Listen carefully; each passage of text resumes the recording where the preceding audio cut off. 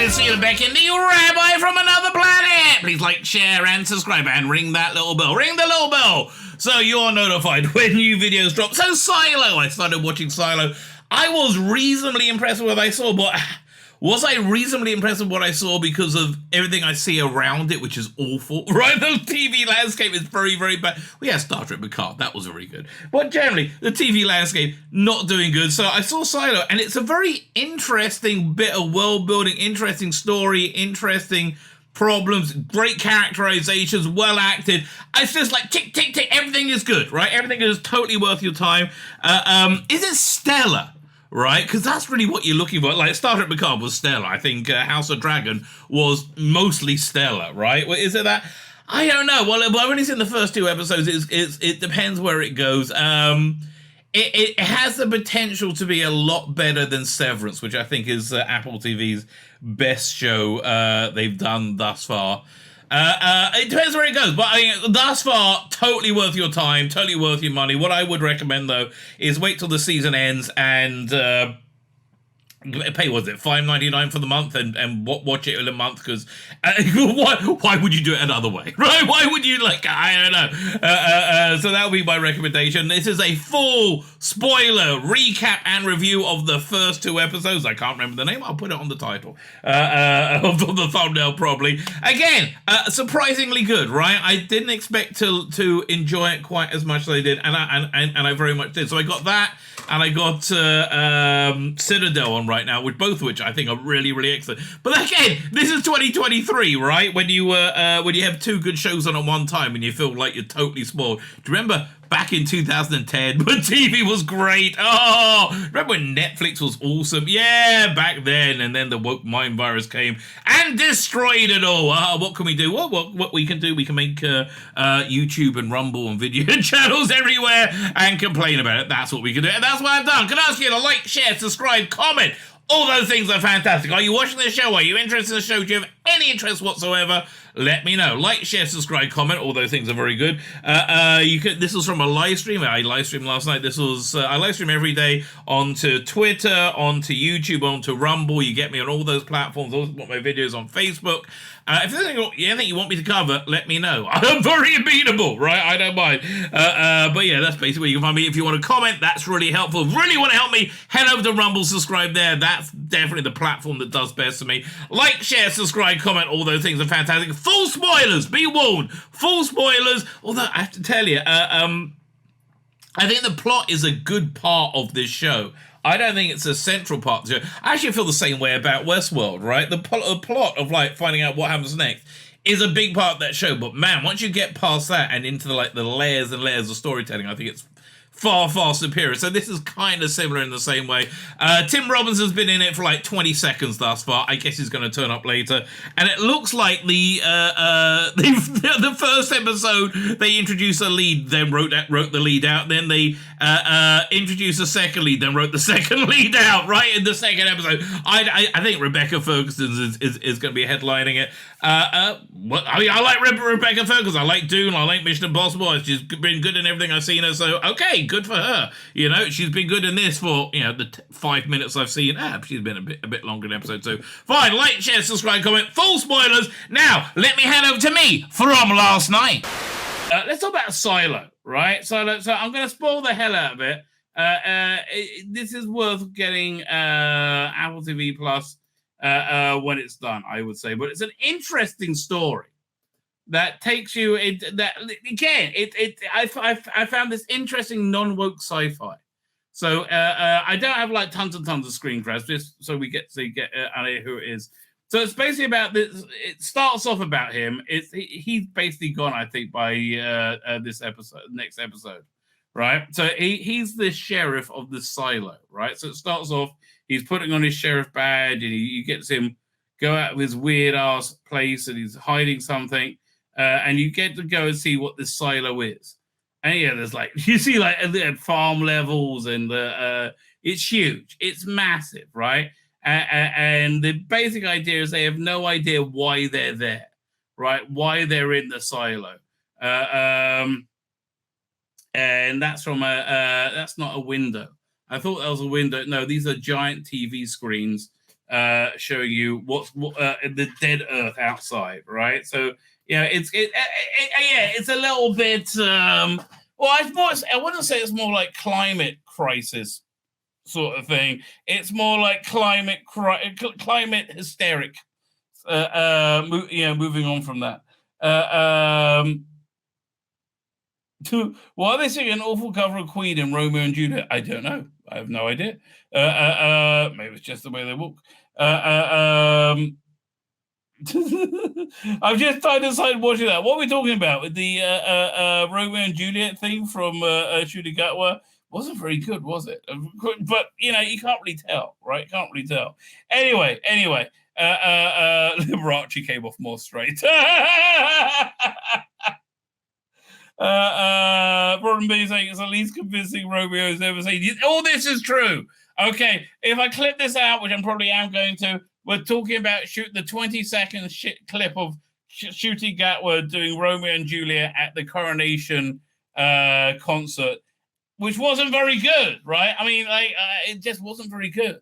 There's no two ways about it. It wasn't very good. This, on the other hand, is quite good. So they don't know why they're in this silo, right? Their history goes back 140 years when there was the rebels were defeated, but they wiped out all their history. They don't know how long they have to be there or when it's ever going to be safe to go out, right? So that's basic. So anyway, so the sheriff is walking around. I guess there must be a bunch of sheriffs, right? Because it's a big place, the silos, as you see. That's what I find. I like the world building of this a lot. How one doesn't question their world, right? So they're not allowed to ask questions about research their past or do stuff like that.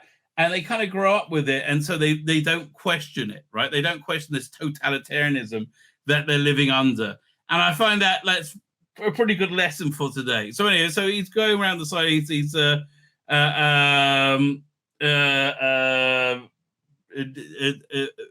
was I going to say? It's leaving a note for people because he's about to do a thing.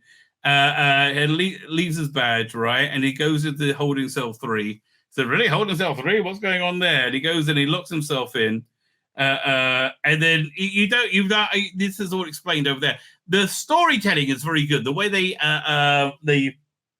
tease out the story really works very well. So he touches there's somebody dead on the screen out there, and he turns around and he says to the deputy, "Deputy, what are you doing?" He says, "Don't say it. I want to go out." Okay, and so now he's has to go out. He lays down. He's happy with it, and he sees an image of this woman, right, smiling at him. And then we go into the titles. Lots of interesting stuff in the titles. There's like DNA helixes going on, silo, right? So I'm intrigued by all of this, right? So then it jumps around in time a lot, and you have to be on the board to notice it. So it goes back in time, must be a year or so, right? Where he's happily married to what's her name? The woman from Parks and Rec. And she's very good in this, right? She's very good. They've just got so they're waiting for permission, thing, and they get reproductive clearance. Yay! They're allowed to have a baby, right? So again, you get to see how incredibly controlled they are, right? So they got 1 year to get pregnant, right? So very exciting. And again, I like the very 70s aesthetics of everything. All of this, finding it interesting. So it becomes the talk of the silo. Everybody knows, right? Everybody knows that they're all excited for you. So this one was like a reproductive coach, and she says, "Yeah, if you want my services, please come and talk to me." He views her like a kooky conspiracy theorist, which she turns out to be, but conspiracies turn out to be normal. Turn out to be true too much of the time. So then we have this weird scene where the doctor goes and takes out her birth control, which is really quite severe. Okay. And it's, again, this is very weird 1950s patriarchal vibe going on. So then they're having sex a lot, right? And they have 340 days to get pregnant, and it goes down and down and down and down and down. Meanwhile, plot thread number 2, like she works in this records thing, and she put up a. By the way, you notice there's no pictures, but they have like drawings of each other. Under this. Tim Robbins in it. He's obviously the bad guy. She posted an article on their local forum about how to pick up lost files, right? And he said, well, it's completely within protocol. He said, oh, yes, but it might lead to bad things. So he had it deleted. And he's clearly a bad guy, right? So about 6 months have gone by. They haven't had a baby yet. They're freaking out. They're having sex everywhere. Meanwhile, plot thread number 2 gets going on, right? Where Rashida, whatever her name is, can't remember, where they keep getting requests from like 154 floors beneath them for tech support, right? And so different people go, you have to sleep down there overnight because it takes so long to go up and down. There's no elevators, right? So she goes down there, and there's everybody from her department has gone down there. So eventually it's her turn. It says, yeah, I'm so glad I got you, right? Because I wanted you to come. I've been making this up all the time to get people to come down, because I sort of loved your article and I used it. I printed it out because I got somebody bought this drive-in. They found it underneath their carpet, and they had no idea what it was, right? So he used the information from a thing and he worked out the drive is basically full, but he can't it was deleted, but it wasn't deleted. So he's trying to work out how to restore the files, right? So they start going on this little adventure together to she gets into it, and again, having any relic from before times is a big sin, right? They'll get big trouble. So anyway, so they have this big day where they celebrate the death of the rebels, and they're like, yay, rebels are bad, yay. And you get the vibe that the ruler is equally clueless, right? Has no idea what's going on, is somewhat benign and a good person as well. So she's shaken up, right? She's helped recover stuff from this folder, and it's got tons and tons of stuff in there, like blueprints of the silo, like forbidden stuff. So she is freaked out and scared, right? Her husband's the sheriff. Meanwhile, he's looking at he's found out there's a tunnel out of the silo, and they just reiterate, having anything from the past will get you in a lot of trouble. So she goes and sees this person, and they turn on the water because she doesn't want to be heard. And she says, "Yeah, I'm freaking out. There's a whole conspiracy." So basically, she this is all like as her time to have a kid is running out. So she's melting down about that. But she freaked out and she goes back down there. Right, takes a day off and goes down there, and they go through the files. And they just when they go, look, let's just look at this last folder before we go, and it's Jane Carmody's cleaning, right. So they watch it and they're like, they can't believe what they're seeing, and it's like it's everything's okay. Like the what they're seeing outside isn't real, right? It's everything's like the trees are blooming again, and they're back. So she's going back upstairs, and she's in major freak out mode. Like the time to have a baby is out. The woman had told her before, they don't let people like you have children, right? It's because they only let docile, stupid people, right? So her time's up, and they're not going to make it. So that she's waiting to have a birth control reinserted, but she doesn't show up. So he goes looking for her, and she says, they never took the birth control out, right? They never took it out. You know how I know they never took it out? I found it in there myself, right? And so he runs to the doctor, right? Meanwhile, she goes to the canteen and says, what they're showing us isn't real, right? It's okay to go outside. And so she turns around and says, I want to go out, right? And everyone's like, no, don't say it. Don't say I want to go out. And he's like, no, you have to. So now it's the biggest crime, and they can't not. The only punishment for it is they have to go outside and clean the camera, right? But basically they have to, but everybody goes outside, drops dead very, very quickly thereafter, right? And it says, we don't have any choice. So they said, look, yeah, this is the people who've gone out before them, all dropping dead. Said, look, that's not real. It's fake, right? They have a way of manipulating images and making it. So here's what's going to happen. If I go outside and see it's like it is, I'm not going to try and clean the camera. I'll just wave and I'll sit down because I know I'm going to die. But if I go outside and everything's good, I will clean the camera. Yay! And I'll go up over the hill, right? And so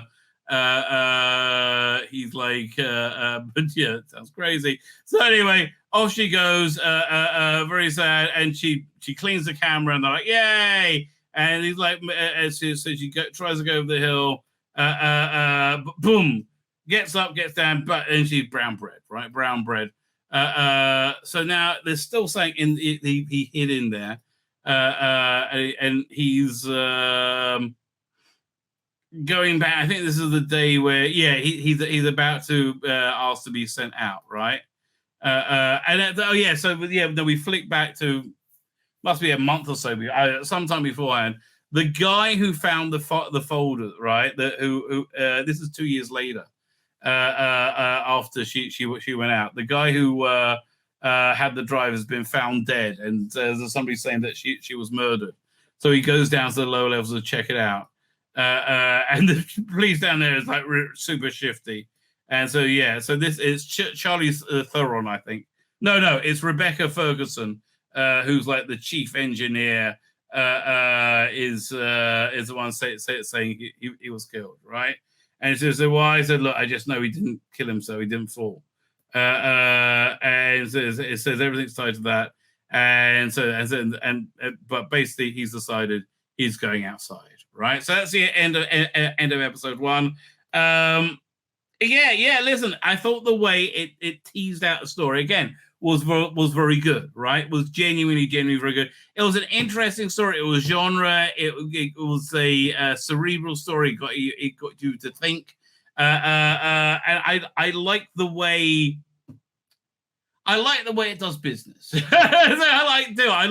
It's smarter than your average bear. So let's do the second episode. I got less screen grabs, right? For the second episode, I was running to because he's about to go outside. So they get him all suited up to go outside in the pre-title sequence, and he build up lots of expectations. They're like, oh no, he's going outside. I said, I'm looking forward to seeing my wife. Blah blah blah. So they have a whole thing where you see him, like how he goes out and up out the silo. It opens up, right? Then you have the titles, and everyone's watching him go outside, and he's like, "Oh my God, everything's good." But then you don't realize, is that really what's going on? Is that really what he sees? I said, "No, everything's great." So he cleans it. And then he heads over, but his wife isn't there as far as he is. And he falls down, and he gets up, and he and you see him struggling. So is he going to die? He pulls off his helmet, right, and he dies by her. But is he dead? Is he not dead? I guess we're going to find out at some point. But yeah, a big fight broke out, and he's like dealing with everything. They're basically building up characters in this episode. So you got the mayor, who doesn't strike me as being, who doesn't know what it strikes me as, doesn't know what's going on, and being benign and like a good person. Like which is what I like. This person's a good person. If there's an evil hand controlling things, that seems to be there is. It's none of these people, right? They all seem nice. I like them. So meanwhile, what's her name is going, Rebecca Ferguson is going to the friend to bitch to her about what happened. And now we get to find out everything in backstory, right? So she goes home and finds this Pez, right? This which is a relic from the before times. And it says, go to where you found this first time. So she was going there, and he said, oh, I'm sorry to hear about the bloke who was dead. He's like, what? She's dead? And so it's recounting how it happened. So that's like, she said, there's no way he kills himself. And that's where, and so she meets with the sheriff, and they said, listen, I know for a fact he didn't kill himself. Come, I have to show you why. Right. So she takes him down into the bowels of the of the silo, right down to the bottom and into this cavern, right, which is walled off, which is where the digger was. They use it in the Matrix now, and they use it over here to dig the silo, right? And he lived there, right? He traded in these forbidden artifacts. He knew everything about them, right? And he had all this rope that he was collecting because he was looking for that tunnel, right? Meanwhile, they're trying to work out what to do with the looking for a new sheriff. It says, look, he left me a note saying pick Rebecca Ferguson, I think, as a sheriff. So anyway, she flashes back to saying this is why he can't kill himself. He'd found what he's looking for. He found what the rope said. Just tell me afterwards, right? It involves going into water. So I'm scared of water. Said, okay, I'll tell you afterwards. So she knows that he found the tunnel, right? And he had to go through water. But then so she goes to where the Pez note told him to. All right, and she climbs down, and her little light falls off, right, going into the water, and it vanishes. So it's not a puddle. So I don't know, and that's where they leave it for the second episode. I'm really enjoying this, right? I'm finding it very, very. I'm looking forward to the second episode. My name's Tzvi Lebetkin, the rabbi from another planet. Please like, share, and subscribe, and ring that little bell. Ring the little bell so you're notified when new videos drop.